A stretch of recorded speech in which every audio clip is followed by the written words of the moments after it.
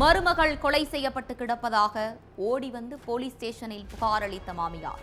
அக்கறையாக புகார் அளித்த மாமியாரே மருமகளை இரும்பு கம்பியால் அடித்து கொலை செய்தது அம்பலம். கொலைக்கு சப்போர்ட்டாக இருந்த மற்றொரு பெண். மருமகளை மாமியார் கொலை செய்தது ஏன்? கொலைக்கான காரணம் என்ன?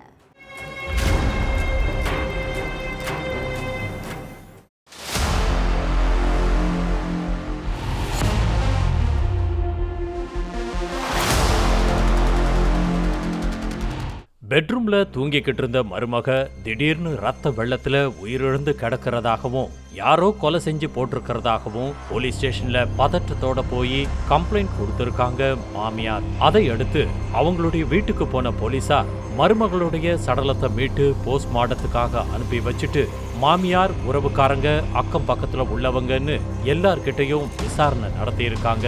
நைட்டோட நைட்டா மர்மமான முறையில கொலை நடந்திருக்கிறதால யார் கொலையாளின்னு கண்டுபிடிக்கிறதுல சிக்கல் ஏற்பட்டிருக்கு. அதே நேரம் மாமியார் முகத்துல ஒருவித படபடப்ப பார்த்த போலீசார் அவங்க கிட்ட துருவி விசாரிச்சிருக்காங்க. அப்பதான் பதற்றத்தோட புகார் கொடுத்தது மாமியாருடைய நடிப்புங்கிறதும் கொலையாளியே அவங்கதாங்கிறதும் தெரிய வந்துச்சு. ஆந்திர மாநிலம் ராகவபுரம் கிராமத்தை சேர்ந்தவங்க தான் நாகராஜு சந்தியா தம்பதி. இவங்களுக்கு 2 பிள்ளைகள் இருக்காங்க. சந்தியா தன்னுடைய மாமியார் பத்மாவதி கிட்ட அன்பா இருந்ததோட அக்கறையா பார்த்துக்கிட்டாங்க. வீட்டு வேலைகளை கூட மாமியாரை பார்க்க விடாம தானே இழுத்து போட்டு செஞ்சிருக்காங்க சந்தியா. அதனால 2 பேரும் மாமியார் மருமகள் மாதிரி இல்லாம அம்மா பொண்ணு மாதிரியே இருந்திருக்காங்க. அதை பார்த்து ஊரே கண்ணும் வச்சிருக்கு. அப்படி கண்ணு வைக்கிற அளவுக்கு பிணைப்போட இருந்த மாமியார் தன்னுடைய மருமகளை தானே கொலை செய்கிற அளவுக்கு துணிஞ்சதுக்கு காரணம் முறையற்ற உறவுதான். நாகராஜுக்கு கடந்த 1 மாசமா உடல்நிலை சரியில்லை. அதனால குண்டூர்ல உள்ள ஒரு ஹாஸ்பிட்டல்ல அனுமதிக்கப்பட்டு சிகிச்சையில இருக்காரு. அவரை அவங்க அம்மா தான் அப்பப்போ போய் பார்த்துக்கிட்டு வந்திருக்காங்க. மனைவி சந்தியா ஹாஸ்பிட்டலுக்கு போறதே இல்லை. அதுக்கு காரணம் நாகராஜ் மனைவி கிட்ட பேசுறதே இல்லை. சந்தியாவுக்கு வேறொரு இளைஞர் கூட தகாத உறவு ஏற்பட்டிருக்கு. இன்ஸ்டாவில் மூழ்கி இருந்த மனைவிய தீவிரமா கண்காணிச்ச கணவன் கையும் களவுமா பிடிச்சு கண்டிச்சிருக்காரு. 2 பிள்ளைகளோட எதிர்காலத்தை பாரு, முறையற்ற உறவால குடும்பம் தான் சீரழியும்னு அட்வைஸ் பண்ணியிருக்காரு. ஆனாலும் மனைவி அதை காதுல வாங்காம தகாத உறவை தொடர்ந்ததா தெரியுது. இந்த விவகாரம் பத்மாவதிக்கும் தெரிஞ்சிருக்குது. மருமகளை அவங்களும் கூப்பிட்டு கண்டிச்சிருக்காங்க. ஆனா அது வரைக்கும் மாமியார அம்மாவா பார்த்த சந்தியா அடுத்து எதிரியா பார்த்திருக்காங்க. யாருடைய அறிவுரையையும் கண்டுக்காம இருந்த மனைவியால நாகராஜுக்கு உடல்நிலை சரியில்லாம ஆயிருச்சு. மகன் மருத்துவமனையில படுத்த படுக்கையா இருந்ததை பார்த்த பத்மாவதிக்கு கோபம் தலைக்கேறி இருக்கு. சந்தியாவால தான் தன்னுடைய மகன் இந்த நிலையில இருக்கிறான்னு ஆத்திரப்பட்ட பத்மாவதி மருமகளை கொலை பண்ண பிளான் பண்ணி இருக்காங்க.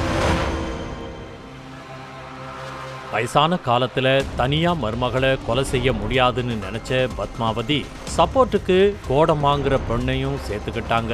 50,000 ரூபாய் கோடம்மாவுக்கு கொடுத்த பத்மாவதி நைட்டோட நைட்டா சந்தியாவை கொலை பண்ணிடலான்னு சொல்லியிருக்காங்க. அந்த பணத்தை வாங்கின கோடம்மாவும் பத்மாவதி சொன்ன மாதிரியே நடு ராத்திரில அங்க வர தூங்கிக்கிட்டு இருந்த சந்தியாவை 2 பேருமா சேர்ந்து இரும்பு கம்பியால அடிச்சே கொலை பண்ணியிருக்காங்க. அதை அடுத்து கோடம்மா எதுவுமே நடக்காத மாதிரி தன்னுடைய வீட்டுக்கு போயிட்டாங்க. எப்படா விடியும்னு காத்திருந்த பத்மாவதி விடிஞ்சும் விடியாததுமா போலீஸ் ஸ்டேஷன்ல போய் தன்னுடைய நாடகத்தை ஆரம்பிச்சிருக்காங்க. பெத்த மக மாதிரியே என் மருமக என்ன கவனிச்சுக்கிட்டா, யாரோ கொலை பண்ணிட்டாங்களேன்னு அழுது உருண்டிருக்காங்க. பத்மாவதி அழுததை பார்த்த போலீசாருக்கு அவங்க மேல சந்தேகமே வரல. அதுக்கு பதிலா அனுதாபம் தான் வந்துச்சு.